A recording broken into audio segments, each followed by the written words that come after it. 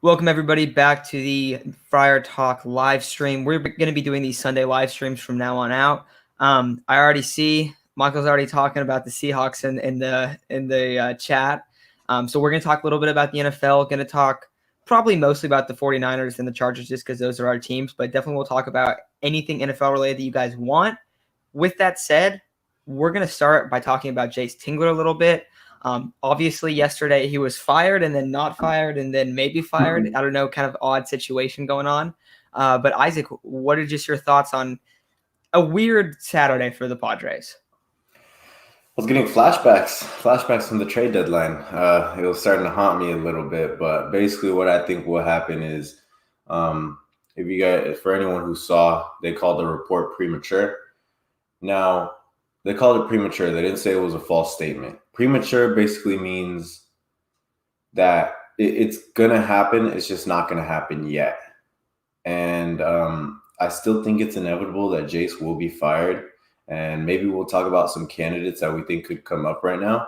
And but yeah, Jerry, pretty much what I thought about that whole thing was just Matt Scherzer all over again. That one stung. This one didn't really sting as much just because I had a feeling I knew it was I know it's probably going to happen. I think Jace is going to be gone. I don't think anyone in the clubhouse wants him anymore. The only guy I can think of that might still want him is AJ Preller. So if your players can't get behind their manager, he's got to be gone. And like I said, it was a premature report. So in other words, I do think it will be happening. Maybe it'll happen right now as we're on here. The Padres will come out with a report saying that Jace Tingler will be relieved of his duties after the game. Maybe we'll get it after the game. Maybe we'll get it tomorrow. But from what I saw, Jace Tingler is going to be meeting with AJ Preller this morning, probably talking about that. Probably going to be let go of his job for all we know. But, if that does happen, I wish Jace Tingler nothing but the best. Yeah, I feel like I'm feeling the same way. It is interesting that when that report comes out, it isn't, oh, this is a false report. No, this is a premature report. I feel like that almost guarantees that, oh, yeah, he's going to be let go. Because they specifically use the word premature. So I'm expecting it to be there. Also, not a good sign when you have this happen multiple times in a season where these reports are getting leaked too early. That's not a good look at all for AJ Preller in the front office in San Diego. So definitely iffy there.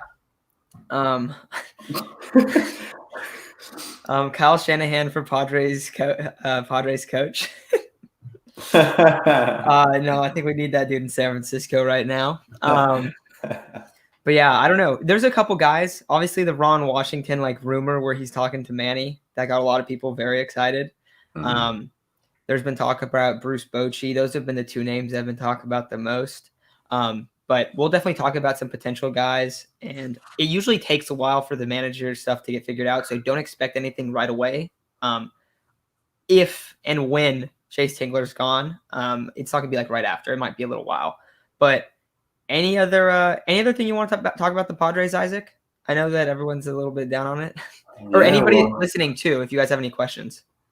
Yeah, today's the last game of the season. I don't know if anyone's going to be tuning in. I'll probably be tuning in quite a bit just because, I want to watch Fernando, Jake, and Manny for the last time this year. And for anyone who isn't thinking about watching, you might want to get your baseball in today because I don't know if the season's going to start on time next year. That with the CBA or something about that contract expiring, the players might be expected to have a lockout. Now, with that being said, I know it was kind of a sour ending to the season, but it was fun. I thought it was a pretty fun season. It hurt. It was a lot of ups and downs, but at one point, it was a lot of fun. We had Fernando hit 5 bombs in LA. We had Joe Musgrove throw his no-no. We had two pretty big winning streaks, one of 8 games, one of 9.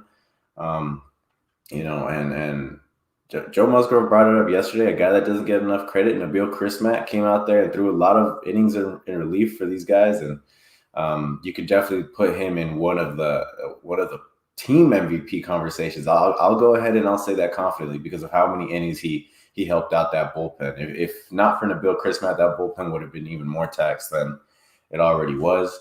But I thought it was a fun season. It definitely didn't end the way we wanted it to. I'm pretty excited for 2022. I think it'll be a lot better than this year. I can't say it as confidently right now as I was able to earlier in the year. I thought 2022 was going to be the year that we went to the World Series. I can't say that as confidently right now, but I do have faith in that. I don't know if the Giants will do this again. I kind of just think this is a miracle run. But that said, I could be wrong again.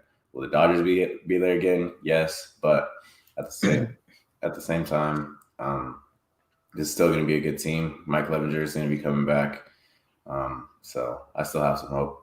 Yeah, I also saw that a lot of people aren't that high on Mike Clevenger. Even if you're not, like Ryan, who we're gonna have, I think Ryan's gonna come on tomorrow actually, when we start doing our like fixing the Padres episode, because we want to talk about like adopting a lot more like, you know, the value of analytical like stats, like actually utilizing them, actually using launch angle, because the Padres are like the lead leaguer in ground ball rate. Like it's like there's a few things where it's like if you can make drastic improvement there, the team as a whole, all of those like complementary guys will in turn play a lot better. So we're gonna have an episode on that. But I think like one of the big things is like the Padres had 4 guys that had under 4 FIPS in the starting rotation. If they're healthy, then you're going to be pretty solid on a starting pitching like front. Like you're going to be doing good. I see someone, Arthur, if Ben Fritz is let go, we need to sign Jeremy. Is it Hefner, the former Penn switching coach? He's a heavy use on analytics and has been used. I mean, I don't know much about him, but that's the type of guy I like, you know? Sorry, I was reading other comments as well. So what were we talking about right now? We're talking about pitching coaches. Obviously Ben Fritz is probably not the answer. I mean, he didn't really get a fair chance just because of the injuries to the pitching staff. You know, Chris Paddock went down, Blake Snell went down. Yu Darvish wasn't exactly what he was. And we were talking about pitching. I mean, if we were hyped about that whole Yu Darvish and Blake Snell thing, Mike Clevenger's career ERA was actually better than both of them. I wouldn't doubt that it still is actually better than both of them, considering the seasons them two had. Obviously, Blake Snell was possibly the best pitcher in the league when August came around, just how great he was throwing. But Yu Darvish he had like a 1.7, like a 2.24 ERA up until June, and then as soon as his last Dodger start, as soon as that June 21st Dodger start, as soon as it was over, everything just went to shit. Like, I mean, that it's just, you got to speak the truth about it. So that's why I'm pretty happy about Mike Clevenger, because better career ERA, he still has that good stuff. I really liked what I saw from him last year on the Padres, and of course throughout his whole career, I really liked what I saw from him. I think he's a fun pitcher. He's a pitcher you want to get behind. He's a pitcher you want to play defense behind. He's just an overall. I like fun guys. I like guys that like to have fun on the baseball field, and I think Mike Clevenger is one of those guys that I think of. So pretty excited to have him back. I do, like I said, I have hope for this 2022 team. I think, you know, with Joe Musgrove probably going to be the number 1. I wouldn't be surprised if he comes out there and he's the number 1 just because of how great he was this year. Fernando called him the team MVP because, I mean, he was the only healthy pitcher all year, so he definitely deserves that honor if there were to be a team MVP. And then you could have, Blake Snell number 2, Mike Clevenger number 3, Yu Darvish number 4, and I don't know what's going to happen with Chris Paddock. I don't know if he's going to be healthy next year. What do you have the shot? What is it? PRP? The PRP, plasma.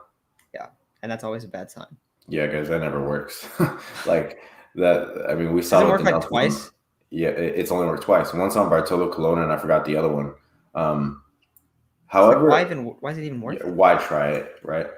I mean, if he's bound to get this, I think we know that Dinelson Lamet is kind of bound to get that surgery.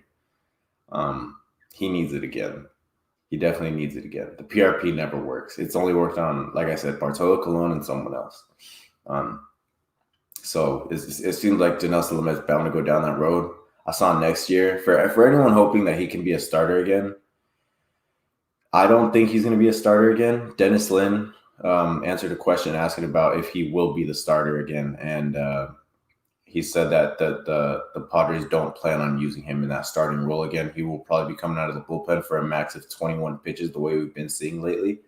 And that's unless he starts getting healthier and healthier over the offseason. But for Chris Paddock, it's going to be tough seeing him start just because if you have a slight strain in your forearm area, just like Clayton Kershaw. Clayton Kershaw couldn't. He came out like in the second or third inning, I believe, yesterday or the day before. He's going to need Tommy John too. He might retire. He very well may retire. And I think it's like more likely than not that he retires.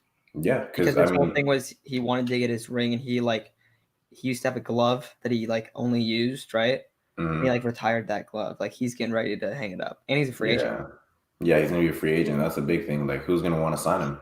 And he's gonna be the fifth starter for the Dodgers. Yeah. Or he can go to the Rangers where he's from. But does he want to do that? I don't think he does. I think he's done. Yeah, he's done. Not in a bad way, in a good way. He had an amazing career. Oh my God, fantastic. He's the best pitcher in my life that I've ever seen. Easily. And as much as I hate the Dodgers, like you said, he is the best pitcher I've seen in my life. I mean, of course, you can make the argument for Jacob deGrom, but Jacob deGrom, not the numbers, not a year. I would bring it up to Chase. I don't know if you remember when we would talk about deGrom and Tatis for the MVP. I would bring it up to Chase that Clayton Kershaw only won, I think, once, and his career numbers are better than Jacob deGrom's. Jacob deGrom did not have that filthy curveball that fell off the table. That was the nastiest curveball I've seen in my life. Dude, and he barely threw it too. That's the other thing. He was just so dominant. A swing and a miss every single time. Yeah, he was just so dominant with all of his pitches. So going back to the Padres, I think with that fifth spot open, you could definitely expect AJ Preller to be aggressive. And or Martinez. Good. Oh, I saw you tweeted that out. Yeah. I don't know if AJ would feel comfortable doing that. I think he would probably put him in a bullpen role. I mean, maybe he could be this year's Nabil Crismatt, which I think would be fantastic because it looks like he has the stuff to be able to do it. Nabil Crismatt's best pitch is his changeup. It looks like Adrian Martinez's best pitch is his changeup as well. So I think that'd be very beneficial for both him and the Padres, at least this early in his career. I want to see, and me and Ryan were talking about this the other day. I don't think I brought this up to you yet, Isaac, but I want to see them adopt more say you have let's see. Musgrove, you would have him as a true starter. Mm-hmm. Same with Darvish, same with Snell. Now Snell might not go super long. We know that. But for your other two rotation spots, like Clevenger, who's coming back from injury, and whoever the fifth starter is, say it's Paddock, say it's whoever, you have them have an opener that day. So then you have someone like Pierce Johnson come out and throw the first 2 innings. Mm-hmm. And that's just a random name. I've seen him do it a couple times. That's the only reason why I brought him up. But have a guy come out there, pitch 2 innings, and then Clev go as long as you can. Because then you go back into the bullpen, and it's it's the 7th inning, but your starter can't go that long, but you still get those middle innings with him. Right. That's my thought. For some starters, the Rays do that. For some starters, it's a little. I don't know why it's a little more challenging for them to be able to come out of a bullpen role. So I like the opener approach. I've always liked the opener approach. I think it's a great approach. But like I said, for some starters, they want to be able to go out there and just start their game. However, with the injuries that were happening this year, I don't think we can really afford for that. But I do think early on in the year, we have to have some sort of mix to be able to have the starters go at least 5 or 6 innings and outing, with some luck. And the bullpen cannot be as taxed going into, what was it? June, July, when everything started falling apart. Yeah, when everything started falling apart is how taxed the bullpen was. So we can't really go into that. We can't really go into next year after 60, 70 games, and with the most taxed bullpen in baseball. I said it. I don't know what video I said it in. I don't even remember if I said it on camera, but I said that Jace Tingler managed this season like a 60-game season with the way that he was managing the bullpen earlier on in the year. And I understand some of the starters weren't having great starts, but you were taxing the bullpen heavily, and that was that was the downfall of the Padres. One of the downfalls of the Padres is that earlier on in the year they were first in bullpen ERA, and then as time kept going, they kept getting taxed more and more and more. They fell down to 14th So, big change, and that's got to stop next year. It's also something that should have been expected. When you do that to your bullpen, like it just, like you said, it just taxes them heavily. And it was so many games where it'd be like, oh, it's Snell's gone 5 2/3. He just walked the guy. Well, let's bring someone in. And then they'd bring someone, you'd be like, why are you bringing this dude in? Like, this doesn't make sense. This isn't a situation that he's good in.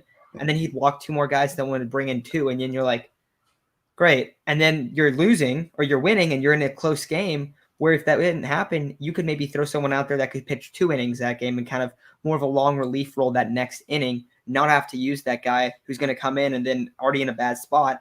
Like, let Snell finish those innings. Like, we saw that happen so much. And you would see Blake Snell be like, dude, I get out of these jams every single inning. And a lot of his, like, and we definitely were ripping Blake Snell because he was struggling. Right. Now, he was struggling because, I mean, not all because of this, but partially because he was a pitching coach that I don't know why, but everyone's changeup just falls apart under that dude. And you saw that with Snell. You saw that with Paddock. Like, Paddock's changeup wasn't that great this year. His curveball was so good that he made improvements, but his changeup completely fell behind. It's like his worst pitch. That's really weird. That's why I have belief in Paddock moving forward. And then now, of course, there's injury concerns, which really sucks. Final thing that I'll bring up for the Padres, unless anyone else has any questions. What were your reactions to the news about Jace Tingler? We were hyped. Yeah, we're pretty hyped about it. Like, I didn't think it was going to happen. I mean, no, I think I knew. Like, I had a good feeling it was going to happen just because, there were so many. There was like when that many articles coming out about you, when all this stuff is being said about you, like, it's hard to build back a reputation. It's hard to gain the trust of the fans. It's hard to gain the trust of the guys in the clubhouse. Like, I mean, he said it himself. If he would have done it any differently, he probably would have been better with some confrontation. Because if you're not good with confrontation as a manager, what even are you? You're not a manager. You're not a manager if you can't confront your players. If you can't confront even AJ Preller. Like, you're not a manager at that point. What about the umpires? Oh my God. That's the one I think that pisses the most. That piss. I mean, and how about not backing up Tatis when he hit that 3-0 grand slam? I think that's when Jace Tingler was really on my, like, I don't know how I feel. And then it seemed like early in the year, it was like, oh, like, they're performing really well. Their starters aren't really pitching that great. And they're pulling out, like, they are really taxing the bullpen. But, like, hopefully that changes. But, hey, at least, he defended Machado. And then it just got really, like, out of control and, like, really fell apart. Yeah, there was, like, hope for a minute with Jace. Because I thought 2020 was a bad managed season. I thought early this year was good. Outside of the questionable, like, pulling the guys early in the bullpen, that was clearly really bad. Like, in hindsight, of course. But, like, that was not a good move. And it was kind of like this is a unique approach. Let's not try that again. Yeah, exactly. So, I mean, we're pretty excited about the Jace Tingler news for sure. I mean, of course, the reports were premature, but like I said, premature, not false. So it should be happening here soon. I wish nothing but the best for Jace. Like, I do think he's a good guy. I think that after that Washington game where you could see, like, he was saying, like, I was proud of my guys, and you could see him getting, emotional about it. Like, that's a good guy. Like, he genuinely cares about this kind of stuff. But at the same time, good guys don't really always win in the clubhouse. I mean, you can't really be a good guy if you're going to be a great manager. You got to be a manager first. And it seems like he wanted to be a friend first at points with the players. And, the players know that they can't have that. So with that being said, a veteran manager is going to be what the Padres should be looking for. Do we know who it's going to be? No. Like Matt brought up earlier, Bochy, Washington, they're both on the table. If we're going to go for a rookie manager, I think Will Venable should be on the table, which is weird. I know. But dude, I might have a jersey of his somewhere. Dude, that'd be so sick. But there was, and I've seen people on Twitter talking about Jeff Bannister. I don't know. But yeah. Yeah, I'm not really sure yet. I think we'll have to wait a little bit to see, like, who's in the mix, actually. Because like Bochy, yeah, like you get really excited. Like, is that even like a possibility? We don't really know quite yet. You from us, whenever they're going to interview someone or talk to someone or there's rumors, we'll let you guys know when we get those. But right now, I think it's just a little too early to like kind of know those. Like, it's literally just like throwing like darts, dude. Like, you have no idea like if any of them are even like accurate. I feel like. Now over the next couple days, if Jay Tingler is fired, then I'm sure we will. Because I mean, I know it's not like football, but in football, like Black Monday is a thing. Probably when Tingler's going to go. I mean, it's the same situation, I feel like. And there's a lot of guys that are going to be done with their contracts too. So that's another big thing is like, do these guys want to go back to the ball clubs they're just a part of? Do they not? Are some of these older guys retiring? How about Trevor Hoffman? Pretty sick. I got a couple. It'd be cool. Got a couple signatures from him. Trevor Hoffman is an awesome guy. Oh yeah, definitely. Dude, everywhere, whenever there's like a fan fest or some big Padres activity going on, he's always there. Like you could tell he's really big. He does stuff in the community a ton too. Yeah, he's a really good guy. So I love Trevor Hoffman. As a manager, I don't know, but I have no idea really. If that's what he's good, would be good at it. In the organization somewhere though, so I think it'd be solid.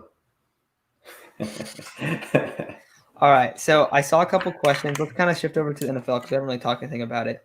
Saw a couple questions. Who is the best Chargers coach up to this point? I am probably going to go with Marty Schottenheimer. I don't know what your thought is, Isaac. I know that he had his collapses in the playoffs, but so did Andy Reid, and then the Eagles are dumb as hell forever parting ways with Andy Reid. That's just stupid. Absolutely. Like that's on the players too. Like players break down. Like, was he the coach when Nate Kading missed all the field goals, or was that? I think that was Norv. Yeah. Jesus Christ, I'll never forget that. That's like one of the all-time like worst. And that was when Rivers was playing with a torn knee. Yeah. Torn ACL. Plays the game. Kicker misses 4 field goals. It was there was another one in San Diego against the Jets. Because that torn ACL against the Patriots, I mean, I had no hope because Gates was hurt. LT was hurt. I think Vincent Jackson was still hurt. But the next year against the Jets, I think we're 13-3 in San Diego, and then Kading does it again. And don't forget, 2006, who misses the field goal against the Patriots to potentially tie it up? And I know that's known as the Marlon McCree game, but who misses the field goal to tie it up? Kading, right? Nate Kading. Dude, he was like the most accurate kicker for a long time. One to Tuck. Dude, Tuck's money. Yeah, and that's surprising to me because he was actually pretty good. I'll give it to him. He was pretty good. Actually, I got a question for you and also everyone listening real quick. So I had this conversation. Is Justin Tucker's moment the biggest moment of last week in football? Oh my God. Because I saw some people saying it wasn't because he's a kicker, right? But dude, I was like, oh my God. I was running around my house freaking out because that was insane. I was so lit. I was so hyped for it. I don't know. Do you think so? I think it has to. Yeah, dude, it's a 66-yard field goal. Also, off the crossbar. What are the odds that you see that? That's amazing. For the win. I know it's against the Lions. And the record. Whatever. Yeah, and the record. That's right. All his stuff is in the Hall of Fame now, so that's how big of a moment it was in the NFL and in NFL history. So, yes, it was the biggest moment of last week for sure. 66 yards. Did you hear his quote after the game? He said he took 65 from each side of the field. He said he missed them both by about half yard. He said, I'm happy we got that other yard and a half. Damn, he got an extra yard and a half in the game. I've never heard of that. He broke the record not in Denver.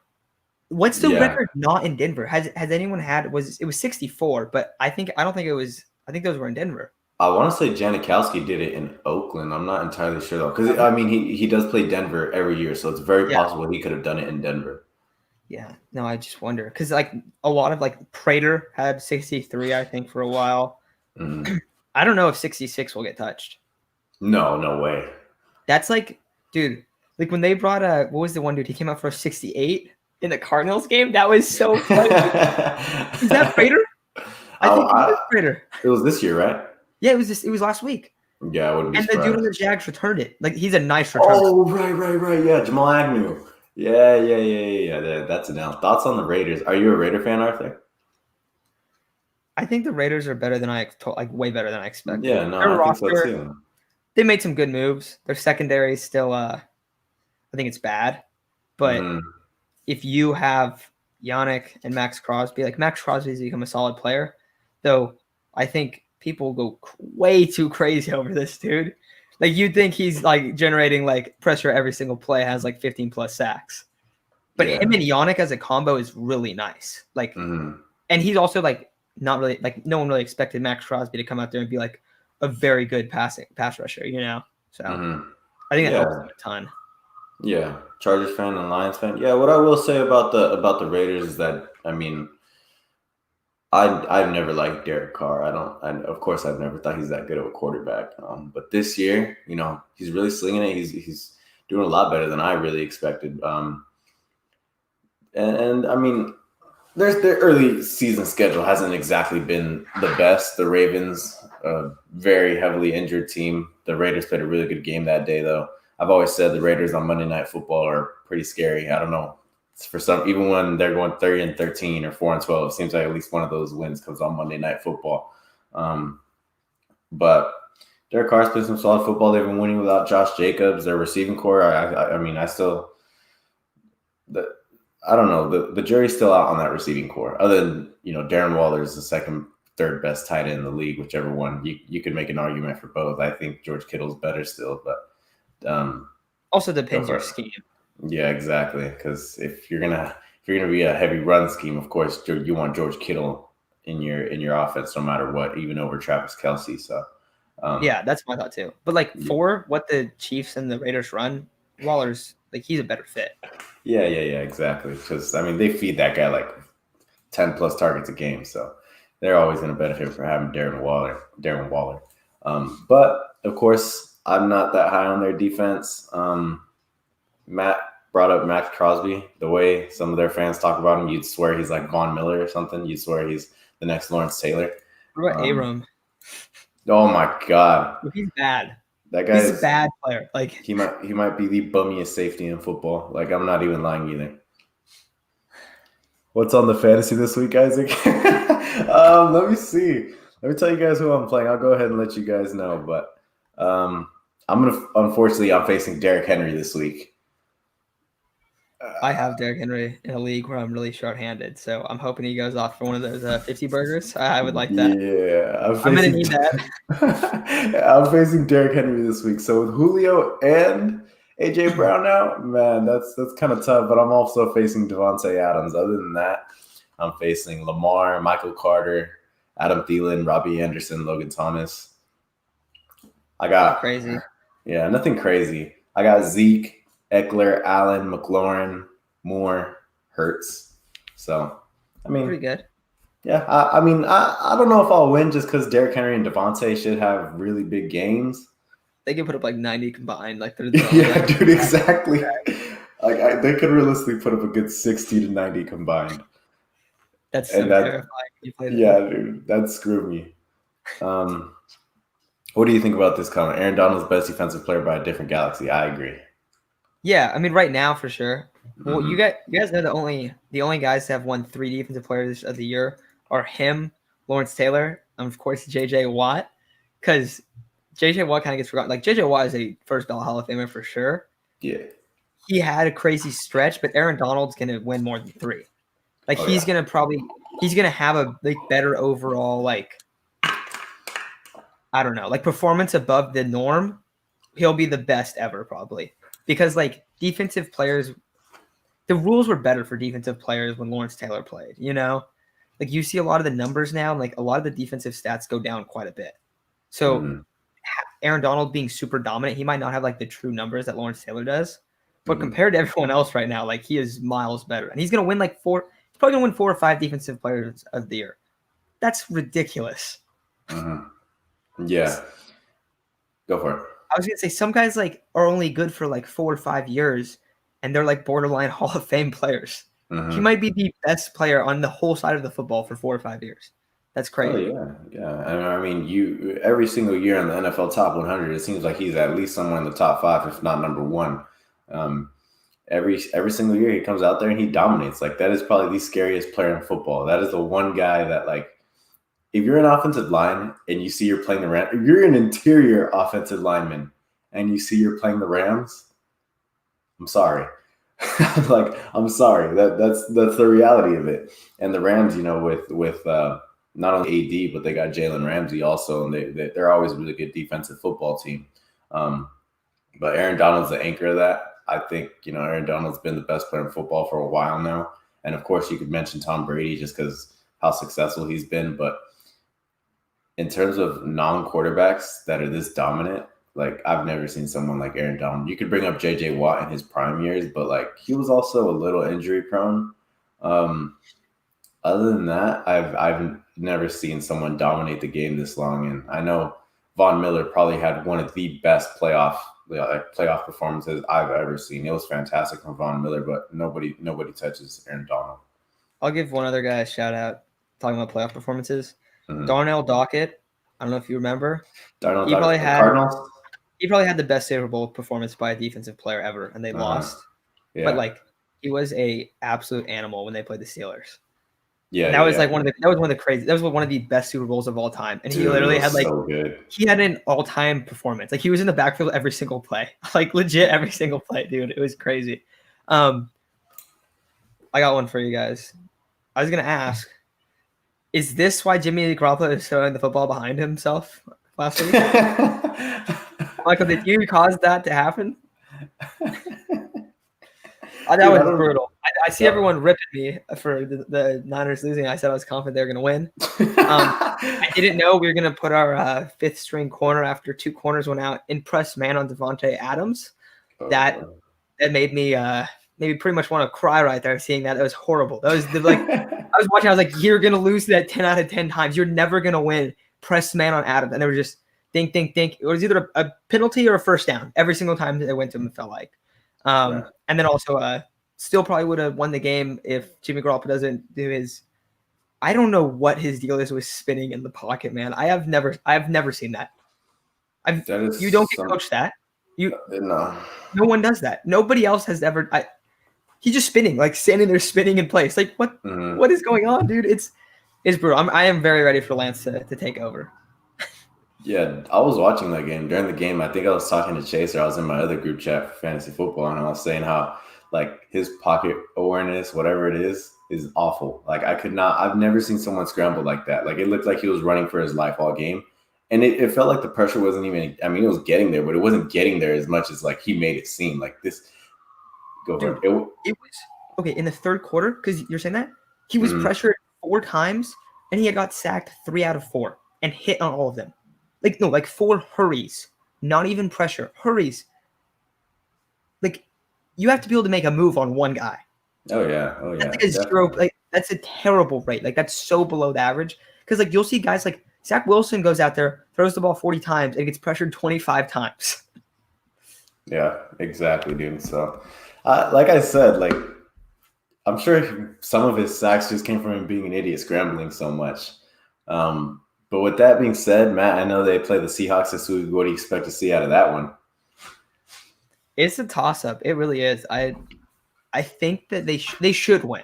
The Seahawks roster is not very good. However, they're still thin in the secondary. DK Metcalf, Tyler Lockett is an atrocious matchup. And then defensively for the Seahawks, like, they have a Swiss cheese defense, as I like to say. Trey Flowers is horrendous outside. However, they're really good in the middle with Adams and Bobby Wagner there. I don't know if Jordan Brooks is healthy. I think he is. I know he went down earlier this year. But that's bad because Jimmy G only targets the middle of the field. I sent you the I guess it's a spray chart for quarterbacks. Oh God, yeah. No one uses that, but you do if you're looking at Jimmy Garoppolo. Yeah, looking at Jimmy G, yeah. Dude, isn't that ridiculous? Yeah, I've never. Everything's in the middle of the field or right, like barely past the line of scrimmage outside. It's pretty brutal. Honestly, I don't know how Kyle Shanahan has even taken into consideration letting Trey. And I mean, of course, I understand Trey Lance. Like, he's going to need time. I think he will need some time to develop. At the same time, I think by week 7 or week 8, Trey Lance gives you the best chance to win. I think I want to see him coming after the bye. I think they just want to give him a little bit more looks. It's clear right now that the main priority is not affecting Trey Lance's development. I can't get upset about that. You know what I mean? Like, and I see a lot of people are like, start Trey. What if he's not ready and like this completely shakes him? Exactly. Wouldn't you rather have your guy come in there and go, oh, first game out? Let's see. Oh, we're going to see. He's going to come out and, oh, it's the Colts and then the Bears. Hey, Trey, these offenses are really struggling. We need to go out there, run the football. You don't need to do anything crazy, and we're going to pick up two W's. That would be fantastic. So that's coming out of the bye too. So I kind of like that. People are going to get upset if he doesn't start this year. It could happen. Yeah. It could happen. Oh yeah. I mean, of course, I expect him to start this year. I think, like, in terms of just opening up the offense, your offense is so limited with Jimmy G just because he doesn't really have that running ability. I think in terms of just opening up your offense, and especially with the run game, like most of your running backs are down right now. You have a rookie running back, who was he was a 4th-round pick coming out of Ohio State, Trey Sermon. You have a rookie running back there right now. He's probably going to make a start today. So I think in terms of opening up the offense with RPOs and just a quarterback who can scramble, you're going to get a lot more out of Trey Lance. Yeah, Brisk, I think I mean, we were talking earlier about Jace Tingler. He'll probably be gone either after the game today or tomorrow. Chase, you're not a fan, or sorry, Isaac, you're not a fan of Mobile Jimmy? Oh my God. Dude, that's a joke with me and a bunch of my Niner friends because we're just like, oh yeah, look, Mobile Jimmy. Like he'll pick up like 3 yards. No, I don't know. Like, for how many Niner games I've seen, I've never seen Jimmy G scramble. Ever. Dude, the thing is, okay, he's doing it a little bit more this year. In the Eagles game, he actually had a couple he picked up 2 third downs on the ground, like non-quarterback sneak. He picked up like 4 in quarterback sneaks. But before he had the knee injury, he would move way better. Like his presence and his feel for the game was really hindered by that knee injury. Because if you go back and you look like those 5 games when he was in San Francisco before he got hurt, his like the way he stays in the pocket and stuff and like lets it rip after and then gets like hit, it was really, really good. Like that was one of my favorite traits, and it is completely gone. Like entirely gone. I don't know what happens. Like I think it's just maybe like a confidence thing. Like I don't really get it, but yeah. Let's see. What else? What about you? What about your guys' game? Chargers Raiders. What are you thinking? I think, because I know a lot of Chargers fans probably think it's going to be a lot easier than we expect. The Raiders are 3-0, but the jury's still out on the Raiders also. However, like I said earlier, the Raiders on Monday Night Football, the Raiders in prime time always play some really good football. I've never seen. Of course, I watch a lot of primetime games, and whenever the Raiders are playing, it's pretty good how they play. Like last year against the Chiefs, I know they were in prime time. I think it was on Sunday Night Football, and they played a really good game. I think they only ended up losing by 1 on a Travis Kelce touchdown with like 10 seconds left. So the Raiders in prime time are always pretty scary. Of course, as a Charger fan, I'll always take the Chargers over the Raiders just because that's how I've always thought about it in my whole life. But I think it's going to be a lot closer than people think. I honestly think it'll be like a 3-point game. It's all pretty much going to depend on how good we are at stopping the run. Lately, we have not been good at stopping the run at all. We had Clyde Edwards-Helaire, of all people, running for over 100 yards. Okay, Rams fan. We'll talk about the Rams right now then. But we'll fit in when we're done talking about this one. But I was just saying they're good. Yeah, they're good. They're really good. But real quick, it's all going to depend on how good we are at stopping the run. If we can stop Darren Waller, of course, Derwin James can stop. I think he can stop Darren Waller. I don't know if he can. I'll say he can limit Darren Waller. I don't know if he can stop him, but it just depends on where Darren Waller lines up because I don't know if the Chargers are going to put a specific man on him. I know these past couple of years they haven't really done that kind of stuff. But new defensive regime this year. Of course, Justin Herbert. If he can sling it tomorrow, then I feel very good about our chances. But I do think it'll be a shootout. I think it might be the best game of the week, possibly, just because I do think it'll be that good of a game. Charger Raider games are always pretty fun. 3 points, I don't think they factor in the fact most LA fans are Raider fans. Oh, yeah, it's definitely going to be a Raiders home game. Like, there's no doubt about that. So there's just not really a lot of Chargers fans, especially in LA. They're not going to show up. Like, didn't Derek Carr say that too? Yeah, Derek Carr said that too. So, I mean, he's right. I wasn't even mad about it. He's right. Yeah, he was like, no disrespect, no disrespect. He said it like 5 times. Mm-hmm. It is funny. I actually like Derek Carr quite a bit. I think the league has so many good quarterbacks now that Derek Carr is a good quarterback, but there's guys that are just more exciting and have won more, so he gets like completely overshadowed. I actually think he's pretty good. Like his play, if you go back and you look, like he does his job. Problem is that he's played with horrible defenses, and the one year that he had a decent defense because Khalil Mack was an absolute game wrecker. Not even that great, like literally just Khalil Mack, and a couple other guys on there, but he was in the MVP race. Like he could have won MVP, probably would have. So he would have. I think Carr's for all of the second round quarterbacks that have been picked, he's probably one of the best second round quarterbacks like since Drew Brees. Because if you look in the second round at the quarterbacks to get taken, Hurts is obviously one that's actually started.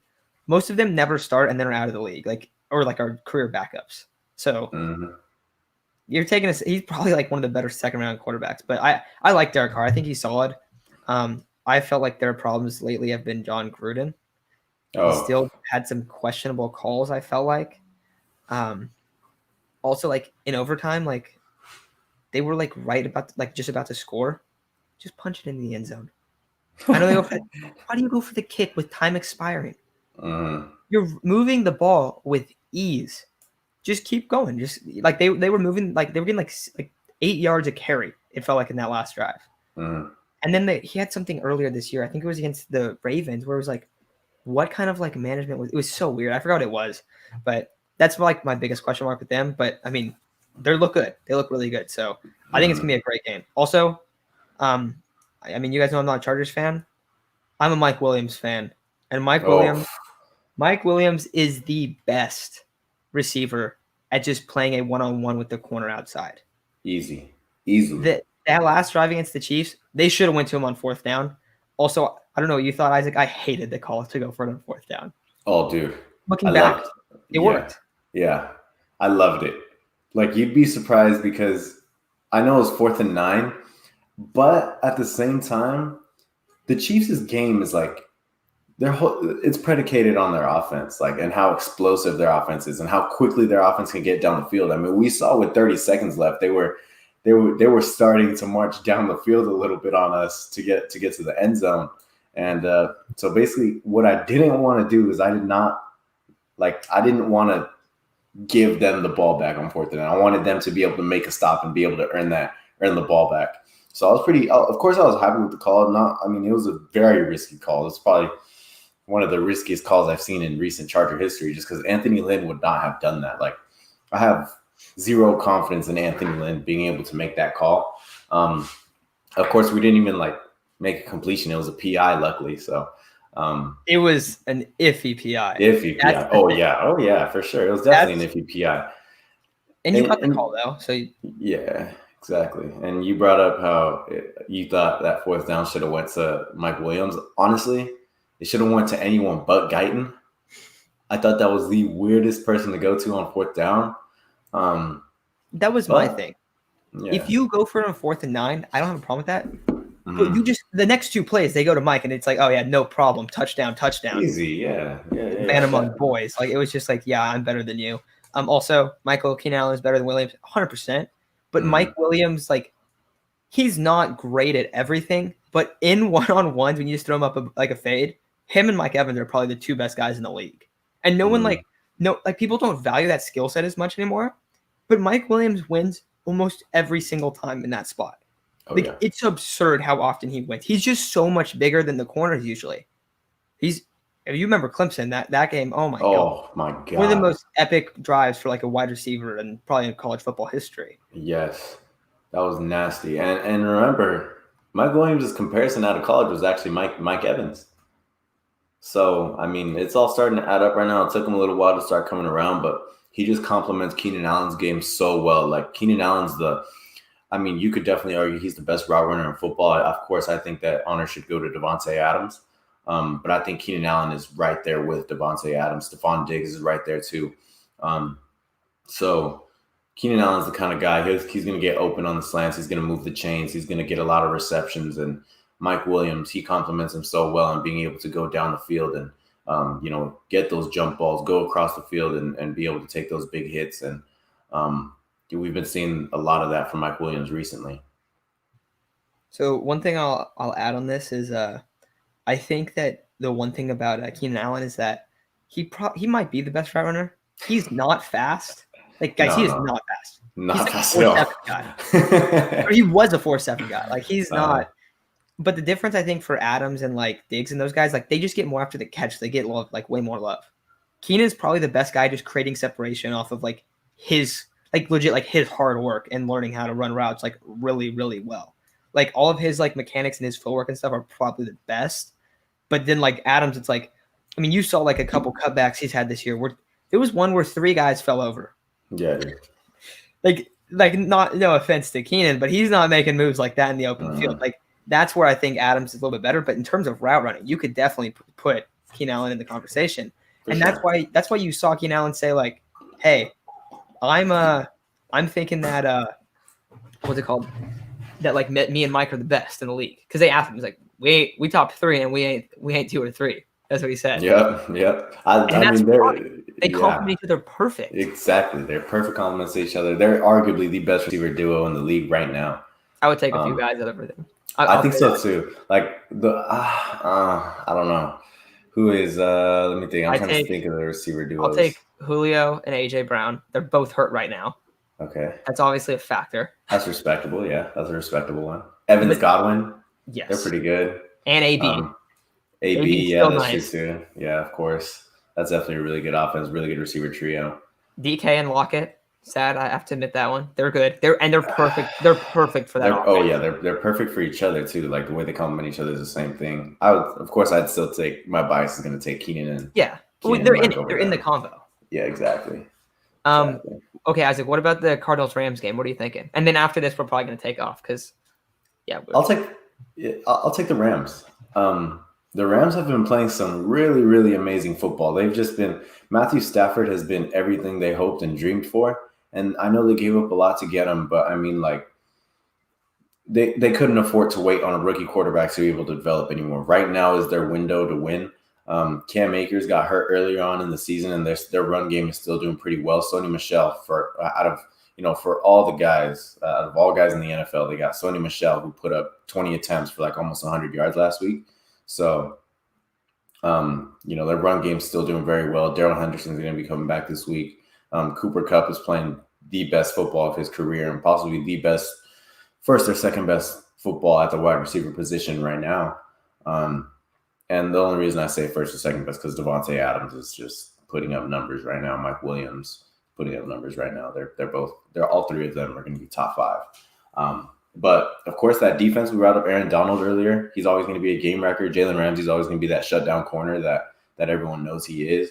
And Jalen Ramsey against D-Hop. I know D-Hop has had his fair share of success against Jalen Ramsey, but I mean, them two always have some really good matchups.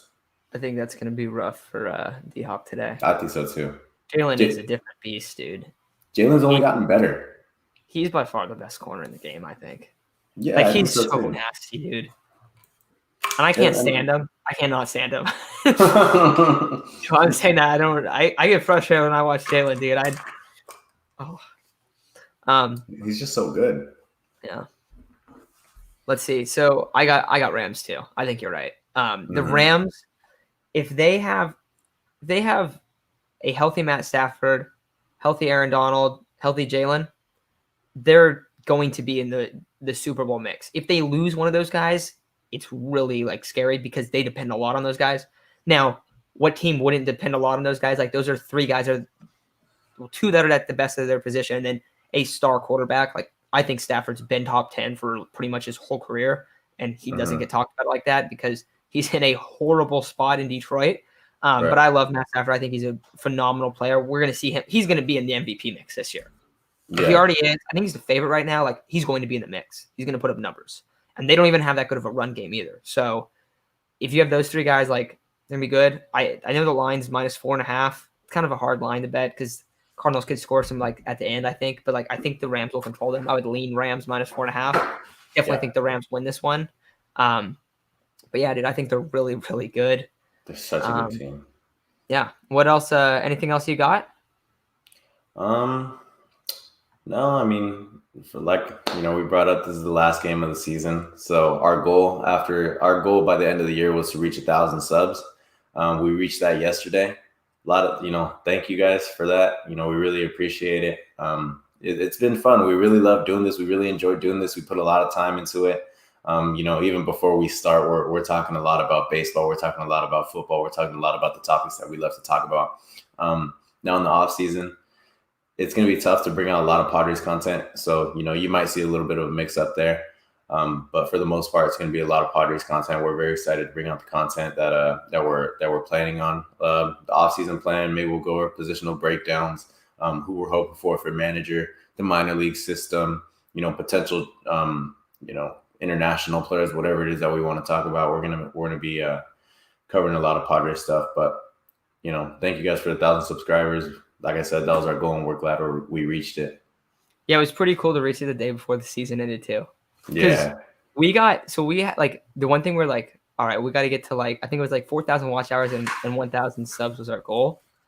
And we got to 4,000 watch hours early on because everyone that watches like all of it. It's super cool because like a lot of channels don't have that, like where you don't have like nearly as many watch hours as like your subscriber rate is. But everyone that like has like started listening watches a ton. So it's really sweet. Very thankful for the 1,000 subs as well. It's always awesome. That's why we want to keep doing these live streams on the weekend, just because it's just fun to talk. That's why, football and baseball, we're going to be doing both these, like a kind of like combo live stream like this, where we talk about the Padres at first and then cover the NFL. Also, maybe we'll do like a couple NFL segments at like the end of the week, like to preview the games or whatever. Not exactly sure how we want to do that. I know some people just wanted us to do Padres, but also at the same time, a lot of people have wanted us to do both. So, I mean, we'll categorize them. You'll be able to see which one's which. It's not going to be like you turn on like, oh, like this one's about the Padres, and it's like, oh, this is not about the Padres at all. Like we're going to talk about what the topics will be. So that's probably how it'll be organized. And then we'll have it consistent where it's like, okay, if we post about football, it will be Saturday for say, something like that. And then also in the live stream, it's really just going to depend like whatever we want to talk about. Any big offseason moves, we'll be on top of that as well, for sure. And then we're going to start out this offseason by doing like fixing the Padres in our way that we like to see. And then hopefully we'll start bringing on a bunch of guests as well. So it'll be pretty fun.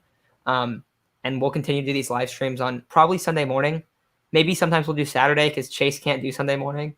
But Chase also can't do Saturday morning. So we might just have to not see Chase for a while in the live streams. But hopefully. Yeah, for the NFL, like I actually have I have a Niners channel and a broad NFL channel. So whenever since we have 1,000 subs, we can post them. So like sometimes like when Chase comes on or Isaac comes on, because we'll probably do that for a lot of these, we'll definitely post those as well. Because like the Chargers are, I don't know, I think the Chargers are gonna be good. I think the Niners are gonna be pretty good. So we're gonna see them in some big time games, prime time games. So we'll be talking about them on there, and I'll link those channels as well. But yeah, I think that's all I got for today. Thank you all for listening, and hopefully your NFL teams win as long as they aren't the Seahawks. And for Isaac's sake, as long as they're not the Raiders. Raiders.